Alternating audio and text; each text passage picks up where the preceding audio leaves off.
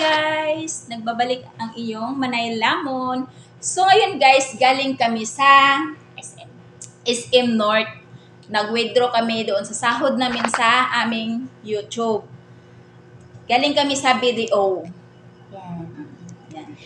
So, pagkatapos namin na-banding, tapos kumain, kaya naisipan namin magpahinga muna kami dito. Magpalamig naman. Palamig muna kami. So, ito guys, hindi namin ito sasabihin kung magkano at nakamagkano ito po yung kami. sahod namin sa YouTube guys. Hindi namin inaasahan. Ayan po.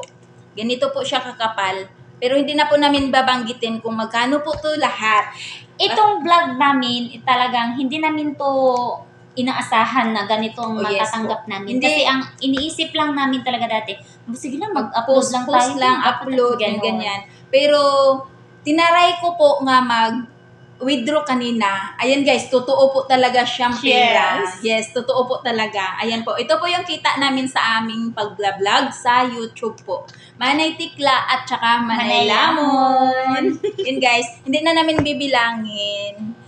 Basta, ang alam lang namin guys, mag-upload kami kay lahat po sa mga at saka maraming salamat po sa mga nag-like, subscribe, at saka kaya kagaya namin, yung ibang small vlogger or small YouTuber, huwag kayo mawala ng pag-asa. Kasi talaga kami, kahit makita nyo ang subscribe namin or mga talagang konti lang. Hindi kami nawala ng pag-asa. Pero ngayon, dahil totoo na talaga itong nahawakan na namin. Hindi po talaga kami naniniwala dati. Ipupush na namin to. Kaya maraming salamat po sa inyong tulong po. Nag-subscribe. Nag-like at saka Kling-kling. At saka thank you so much. Bye!